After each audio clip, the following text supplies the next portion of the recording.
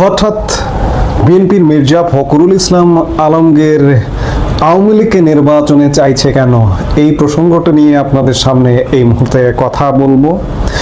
হঠাৎ কেন চাইছে, নিশ্চয়ই বিষয়টি তোলপাড়। ইতিমধ্যে জামাত এবং জামাতপন্থী, জামাতের সহযোগী যারা আছে তাদের মধ্যে আপনি সোশ্যাল মিডিয়ায় নিশ্চয়ই তোলপাড় দেখছেন। বিদেশ থেকে অনলাইন অ্যাক্টিভিস্ট পিনাকি ভট্টাচার্য ফেসবুকে পোস্ট দিয়েছেন এটি নিয়ে, ইলিয়াস হোসেন ফেসবুকে পোস্ট দিয়েছেন।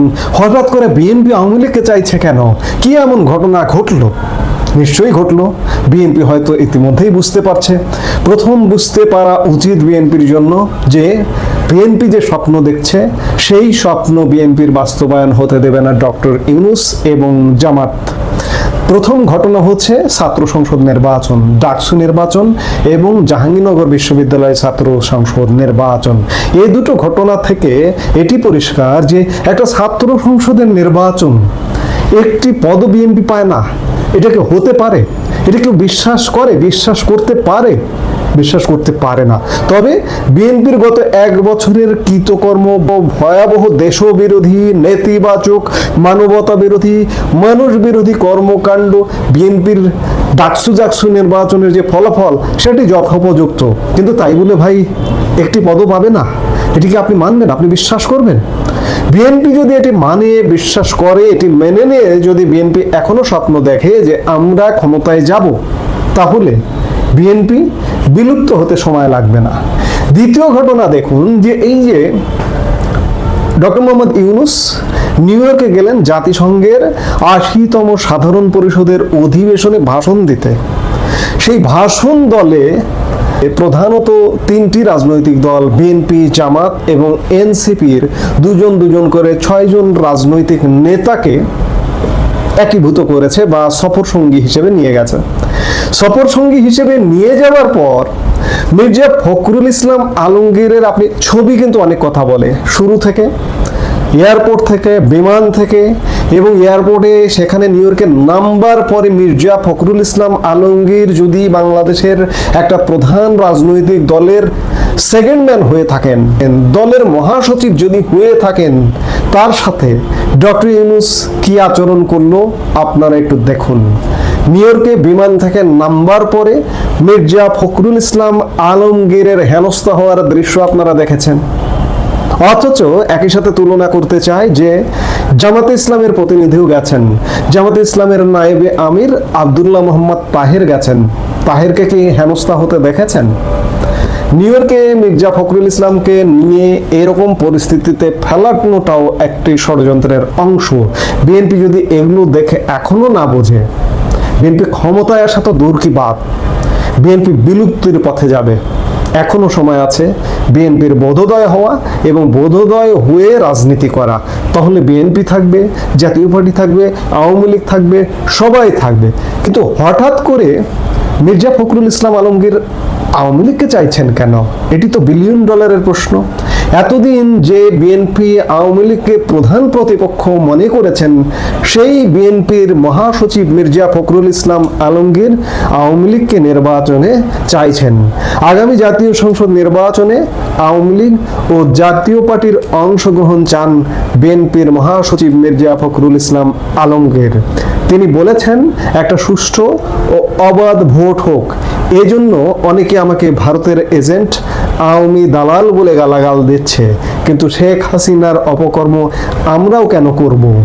শেখ হাসিনা 15 বছর প্রতিপক্ষকে ভোটে দাঁড়াতেই দেননি, তারা শাস্তি পেয়েছেন। একই কাজ করলে আমরাও তার প্রতিফলন পাব। তবে মানুষ এত রক্ত দেখেছেন, এত প্রাণহানি, তাদের মধ্যে আওয়ামী লীগ বিরোধিতা রয়েছে। সম্প্রতি ঢাকার গুলশানে ভারতের কলকাতার বাংলা দৈনিক পত্রিকা এই সময়কে দেওয়া এক সাক্ষাৎকারে মির্জা ফখরুল ইসলাম আলমগীর এসব কথা বলেন। সাক্ষাৎকারটি এই সময়ে গতকাল প্রকাশিত হয়েছে। মির্জা ফখরুল ইসলাম আলমগীর ভারতীয় গণমাধ্যমে এমন কথা বলছেন যে আওয়ামী লীগকে তারা চান নির্বাচনে, জাতীয় পার্টিকে চান, এবং আপনারা কয়েকদিন ধরে শুনছেন যে বিএনপি কোনো রাজনৈতিক দলকে নির্বাহী আদেশে নিষিদ্ধের বিপক্ষে। আমরা একটু এই সময়ের সাক্ষাৎকারটা কি একটু দেখে আসি, তারপরে আরো দুটো কথা বলে আমরা আলাপটা শেষ করি। এই সময় মির্জা ফখরুল ইসলাম আলমগীরকে প্রথম প্রশ্ন করেছে যে আগামী বছর ফেব্রুয়ারিতে বাংলাদেশে জাতীয় নির্বাচন কি আদৌ হবে? জামাতে ইসলামী এবং এনসিপি যেভাবে একটার পর একটা নতুন দাবি তুলছে, সেগুলো পূরণ না হলে নির্বাচন হতে দেবে না বলছে। অনেকেই সংশয়ে হলেও দেশ জুড়ে প্রবল অশান্তি ও রক্তপাত হবে। ফখরুল ইসলাম আলমগীর বলছেন আগামী বছর ফেব্রুয়ারিতেই ভোট হবে, সংশয়ের কোনো জায়গা নেই, কোনো অশান্তি হবে না। মানুষ ভোটাধিকার ফেরত চাইছেন, নির্বাচন চাইছেন, উৎসবের মতো ভোট হবে ফেব্রুয়ারিতে। এই সময় প্রশ্ন করছেন জামাত যে বলছে পিআর পদ্ধতি ছাড়া ভোট হবে না, এনসিপি প্রচলিত সংবিধান বাতিল করে আগে গণপরিষদ নির্বাচন চাইছে, না হলে ভোট হতে দেবে না বলছে। আলমগীর বলছেন জামাত ভোটে আসবে, পিআর টিআর নয়। মানুষ যে পদ্ধতিতে ভোট বোঝেন সেই প্রচলিত পদ্ধতিতেই হবে বাংলাদেশে ভোট। জামায়াতও দেখবেন অংশ নেবে। আর এনসিপিকে আমরা কোনো শক্তি বলেই মনে করি না। এটা ঠিক, এই ছাত্ররাই শেখ হাসিনার বিরুদ্ধে বিক্ষোভের বারুদে আগুনটা দিয়েছিল। এখন আর তাদের কিছু নেই, ডাকলে লোকও আসে না। এই সময় আবার প্রশ্ন করছে যে শোনা যায় এনসিপি নাকি আপনাদের কাছে আসন চেয়েছিল। আলমগীর বলছেন না, এনসিপি কখনো চায়নি, তবে জামাত চেয়েছে। এনসিপির এখন একমাত্র লক্ষ্য বিএনপিকে সরকার গঠন করতে না দেওয়া। এই সময় প্রশ্ন করছে যে জামাত 50টা আসন চেয়েছে। মির্জা ফখরুল ইসলাম আলমগীর বলছেন 30টা চেয়েছে, আমরা উৎসাহ দেখাইনি, অনেক কম একটা সংখ্যার কথা বলেছি যা তাদের মনোপুত হয়নি। আপনাকে আশ্বাস দিচ্ছি জামাতকে আর আমরা মাথায় উঠতে দেব না। তারা যত বড় না শক্তি, আমরা অকারণে তার চেয়ে বেশি গুরুত্ব দিয়েছি। পিআর টিআর সবই বিএনপির উপরে চাপ সৃষ্টির কৌশল। জামাত কিন্তু নির্বাচনের প্রস্তুতি নিচ্ছে, বিভিন্ন জায়গায় প্রার্থীর নাম ঘোষণা করছে। আসলে দেশের প্রবল ভাবেই মানুষ নির্বাচন চাইছেন, সেনাবাহিনী চাইছে, অন্তর্বর্তী সরকারের প্রধান উপদেষ্টা মোহাম্মদ ইউনূসও চাইছেন। এই সময়ের আবারও প্রশ্ন, নির্বাচনের বিষয়ে ইউনূসের উপর আপনি আস্থা রাখছেন? কিছুদিন আগেও তো তার বিরুদ্ধে এনসিপির প্রতি পক্ষপাতিত্বের অভিযোগ তুলেছেন আপনারা। তিনি নির্বাচন করতে চান না, এমন কথাও বলা হয়েছে। মির্জা ফখরুল ইসলাম আলমগীর বলছেন যে পরিস্থিতি বদলেছে, দলের পক্ষে আমি তার সঙ্গে কথা বলি। দেখছি এখন তিনি সর্বোচ্চ সিরিয়াস, আন্তরিকভাবেই চান ফেব্রুয়ারিতে নির্বাচন হোক। আগস্টের 5 তারিখে ইউনূস নির্বাচনের দিন ঘোষণা করলেন। তার আগের দিন রাতে ইউনূস সাহেবের বাসভবনে তার ও সেনাপ্রধান জেনারেল ওয়াকারুজ্জামানের সঙ্গে নির্বাচন নিয়ে আমার দীর্ঘ আলোচনা হয়। সেনাপ্রধান বলেন পুলিশ কম বলে 1 বছর ধরে সেনাবাহিনীর রাস্তায় ডিউটি করতে হচ্ছে, যা একেবারেই কাম্য নয়। তিনি ডিসেম্বরে ভোটের কথা বলেছিলেন, ফেব্রুয়ারিতে আপত্তি নেই, সব রকম সহযোগিতা করবেন। তিনি চান নির্বাচন করিয়ে বাহিনী এবার ব্যারাকে ফিরুক। ইউনূসও বলেন ফেব্রুয়ারিতে নির্বাচিত সরকারের হাতে ক্ষমতা তুলে দিয়ে অব্যাহতি চান তিনি। বলেছেন আর চাপ নিতে পারছেন না। আমরাও আশ্বাস দিয়েছি সরকার গঠনের পরেও সংস্কার চলবে, স্বৈরাচারীদের বিচার প্রক্রিয়াও চলবে। 3টি আলাদা বিষয়। অন্তর্বর্তী সরকারের কোনো ম্যান্ডেট নেই, তাদের সংস্কারের গুরুত্বই বাকি। নতুন কথা তারা বলেনি, বিএনপির 31 দফায় সবই আছে। এই সময়ের প্রশ্ন, সম্প্রতি যেদিন জাতীয় পার্টির অফিস ভাঙচুর হলো, পরের দিন বিএনপি, জামাত এবং এনসিপি নেতৃত্বকে বাসভবনে ডেকে পাঠিয়েছিলেন ইউনূস। তিনি কি কোনো বিশেষ বার্তা দিলেন আপনাদের? মির্জা ফখরুল ইসলাম আলমগীর খানিকক্ষণ চুপ করে থেকে ঠিকই বলেছেন, সেদিন ইউনূস আমাদের একটি স্পষ্ট বার্তা দিয়েছেন। সেই বার্তা সংক্ষিপ্ত, 1 লাইনের, এক ধরনের ফাইনাল বলে বলতে পারেন। ইউনূস সেদিন আমাদের জানিয়ে দেন ফেব্রুয়ারিতে ভোটের বাস ধরতে না পারলে তিনি মার্চ থেকে আর থাকবেন না। এমন পরিস্থিতি যেন না হয় যাতে ভোটটাই করা গেল না। এই সময় প্রশ্ন করছে যে আওয়ামী লীগ কি আগামী ভোটে অংশ নিতে পারবে? জাতীয় সমাজতান্ত্রিক দল জাসদ বা ওয়ার্কার্স পার্টির মতো তাদের শরিকরা? মির্জা ফখরুল ইসলাম আলমগীরের উত্তর, আমরা বলেছি আওয়ামী লীগ ও তাদের শরিকেরা সবাই, এমনকি জাতীয় পার্টির নির্বাচনে অংশ নিক, একটা সুষ্ঠু ও অবাধ ভোট হোক। এই জন্য অনেকে আমাকে ভারতের এজেন্ট, আওয়ামী দালাল বলে গালাগাল দিচ্ছে, কিন্তু শেখ হাসিনার অপকর্ম আমরাও কেন করব? হাসিনা 15 বছর প্রতিপক্ষকে ভোটে দাঁড়াতেই দেননি, তার শাস্তি পেয়েছেন। একই কাজ করলে আমরাও তো প্রতিফল পাবো।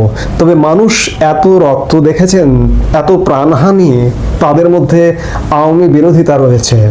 এই সময় আবারও প্রশ্ন করেছেন ভারত প্রসঙ্গে। ইউনূস বলছেন যে ফেব্রুয়ারিতে ভারতের প্রভাব ছাড়া নির্বাচন ও সরকার গঠন হবে। সত্যিই কি বাংলাদেশে ভারতের কোনো প্রভাব আর অবশিষ্ট নেই? মির্জা ফখরুল ইসলাম আলমগীরের উত্তর, ভারত মুক্তিযুদ্ধের সহযোগী। সেই সময় 1 কোটি মানুষকে আশ্রয় দিয়েছে ভারত। ভৌগোলিকভাবেও বাংলাদেশের 3 দিকে ভারত, একদিকে সাগর, সুতরাং ভারতের প্রভাব বাংলাদেশে থাকবেই। সমস্যা হলো বাংলাদেশ বলতে শুধু আওয়ামী লীগকে বুঝেছে ভারতের শাসকেরা।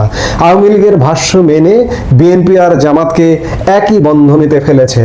জামাত আর বিএনপির রাজনীতি তো এক নয়।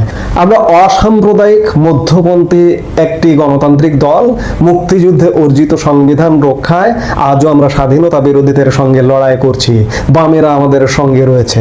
এই সময় আবারও প্রশ্ন করছে যে 25 বছর ধরে জামাত আপনাদের শরিক, দুটো নাম তাই একসঙ্গে উচ্চারিত হয়। মির্জা ফখরুল ইসলাম আলমগীর বলছেন ভুল। আওয়ামী লীগ এই অপপ্রচারটা ভারতকে বিশ্বাস করিয়েছে। তারা শুধুই নির্বাচনী শরিক, তারা ধর্মীয় রাজনীতি করে, আমরা করি না। আসলে আওয়ামীর চশমা দিয়ে ভারত বাংলাদেশকে দেখেই ভুলটা করেছে, বাকিদের সঙ্গে যোগাযোগই রাখেনি। আজ আওয়ামী লীগের বিরুদ্ধে ক্ষোভের পাহাড় তীব্র ভারত বিরোধিতায় পর্যবেসিত হয়েছে। তবে বিএনপির পক্ষে আমি আশ্বাস দিচ্ছি, জামাতকে আর সুবিধা নিতে দেব না। আমরা চাই ভারত সবার সঙ্গে যোগাযোগ রাখুক। আমরা কলকাতা যাব, কলেজ স্ট্রিট থেকে কত বই কিনেছি, আবার সেই সুযোগ পাবো। সিনেমা থিয়েটার দেখব, মানুষে মানুষে অবাধ যোগাযোগ হবে, ভিসা প্রক্রিয়া সাবলীল হবে। ভারতীয়রাও বাংলাদেশে স্বাগত। ভুল বোঝাবুঝির অবসান হোক। অবশেষে মির্জা ফখরুল ইসলাম আলমগীরের ভুল ভেঙেছে, কিন্তু বড্ড দেরি হয়ে গেছে। মির্জা ফখরুল ইসলাম আলমগীর কিংবা বিএনপিকে কি ভারত এখন বিশ্বাস করবে? আর পদ্মা মেঘনার বহু জল গড়িয়েছে ইতিমধ্যে। আমরা যতদূর জেনেছি, যতদূর জানি, আওয়ামী লীগই হচ্ছে ভারতের চূড়ান্ত পছন্দের জায়গা।